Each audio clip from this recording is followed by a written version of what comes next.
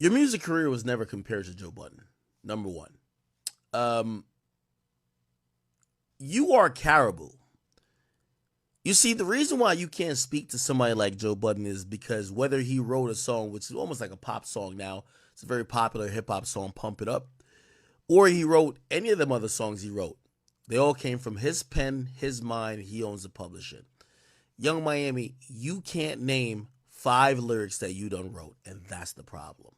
You got to stop cosplaying as you're a outstanding artist because you're nothing but a ventriloquist, and that's the problem where people like Joe Budden has always been frustrated. I didn't get his frustration when I first lined up with him on Everyday Struggle, because part of his frustration was with people like you, because people like him, for him to come up with some brilliant lyrics, really genius shit, double entendres and triple entendres and all these complex and multis and all this type of stuff, he had to really think. Pen and paper, BlackBerry, iPhone. He's really trying to lock in. All you had to do was show up and say, "Where's my rhymes?" Now, I'm not going to knock everybody who uses a ghostwriter, uses help. But you're the same person who also disrespected your label before, and they're the one who gave you the ghostwriter. Remember the reason why Yachty don't roll for y'all no more? You want to tell people? I'll tell people. You don't want to talk about that. Why don't Yachty write for y'all no more? You tell me. But you won't say it. You can't. It's disingenuous to see an artist that don't write, that is non-talented, that could barely recite. And by the way, don't let nobody, and Young Miami, you know I spoke directly to your situation. The reason why you addressing everybody, neighborhood talk, Joe Budden and not me, is because you know I talk to, you know exactly who I talk to at this point.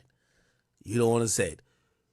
You don't want them tapes out of you not being able to perform the record, you not being able to record.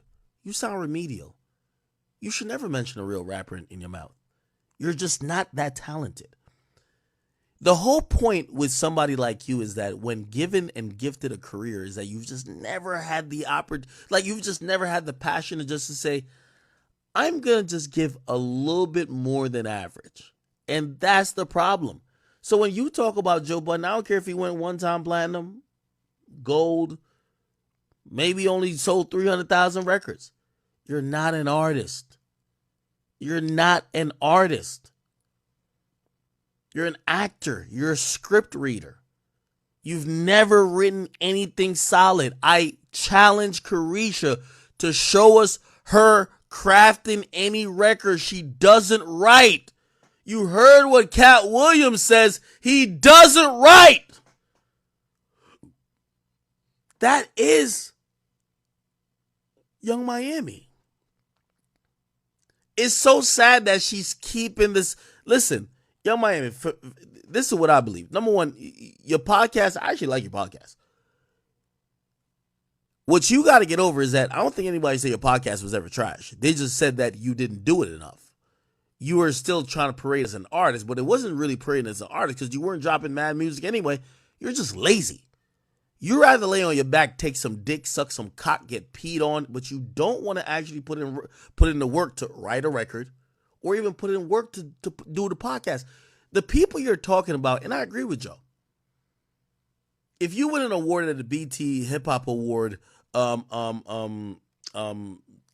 that fucking clown show of media platforms that they give awards to, if you win an award for a media platform and you barely do your podcast, you got 6 episodes, you got motherfuckers like Joe Budden who does 2 to 3 episodes a week.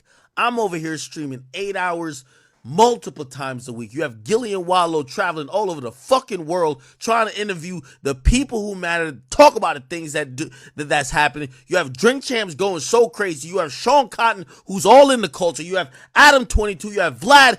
Everybody is they're working to their last drop of sweat and blood. And a little criticism. This is exactly why, Carisha, let's talk about this, Carisha. We don't gotta wait for Joe. Why you dropped and JT not dropped? Let's talk about. Oh, you want to talk about it? Why you dropped and JT not dropped? Let's talk about it. I want to talk about that. Why the label focusing on her but not focusing on you? You're unpassionate. I don't even know if that's a word. You lack the passion that is needed for anybody to. Carisha, what you can't do is you can't get nobody to commit millions to you unless you're sucking their dick like Diddy. That's the problem. You wasn't fucking and sucking everybody else. So they all pulled their money out.